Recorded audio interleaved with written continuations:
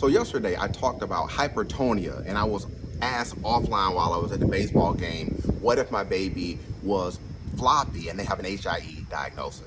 So today I want to talk with you about hypotonia and its connection to hypoxic ischemic encephalopathy, or HIE. If your baby has recently been diagnosed with HIE, you may have heard this term from doctors or other medical specialists. Understanding hypotonia is essential for navigating the care and treatment options that may be available to your child. So let's take a deeper look at what this means and how it can be connected in some instances to HIE.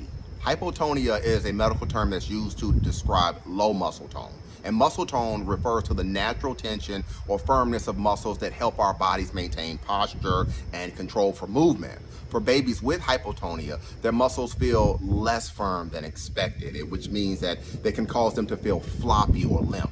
You might notice that your baby has difficulty holding their head up or keeping their limbs in a stable position when you pick them up. Babies with hypotonia may also struggle with movements that other infants can do more easily, such as grasping for objects or making strong, controlled motions with their arms and legs. So how does this relate to HIE? Well, HIE is a type of brain injury that happens when a baby's brain, in our context, is deprived of oxygen and blood flow during labor and delivery. The lack of oxygen can cause specific damage to areas of the brain, including those that are responsible for controlling muscle movements. When these areas of the brain are injured, it can lead to a condition like hypotonia. But, and this is really important that you understand this, not every baby that is going to be diagnosed with HIE will develop hypotonia. The relationship between HIE and muscle tone is going to depend on a lot of factors, several factors, including the severity and location of the brain injury. HIE can affect different parts of the brain and in different ways. And in some cases, a baby might not experience any muscle tone issues at all, while others, hypotonia may be more pronounced. It's also possible that hypotonia may only present temporarily, especially in mild cases of HIE. And with the right medical care and therapies, some of these babies might be able to improve upon their motor tone or muscle tone over time. When hypotonia is present, it's usually noticeable early on, but in some cases it may take a little longer for parents and doctors to observe its full effects. If you are wondering whether your baby might have hypotonia, common signs to look for include poor head control, floppy appearance, or delayed milestones. Things like sitting up and crawling, all of these type of things, they can be key. One of the key challenges with hypotonia is that it can affect more than just your baby's muscles.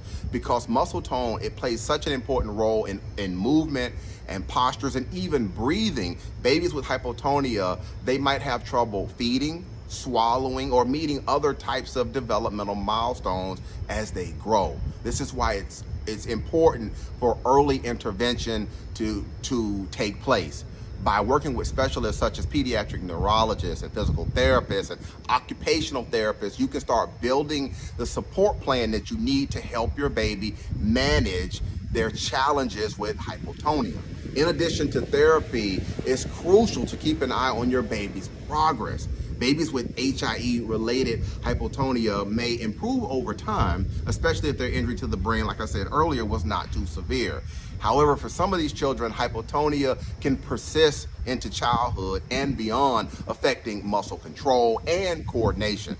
Every child's journey with this is going to be different, and that's why working closely with your medical team early on is critical.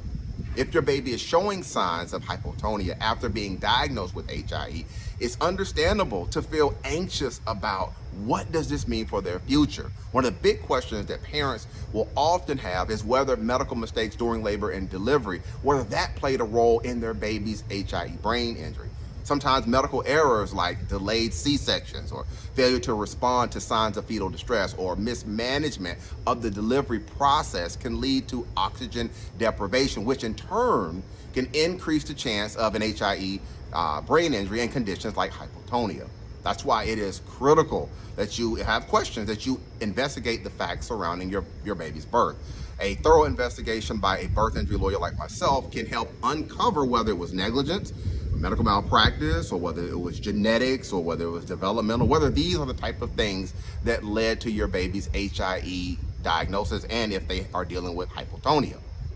I'm Marcus Paulson. I'm a birth injury lawyer, like I said, and I'm here to answer your questions from a medical legal standpoint if you have those types of questions as to what caused your baby's HIE brain injury at birth. You can find more information about me in my profile. My contact information is there, and other information about me is, like I said, in my profile.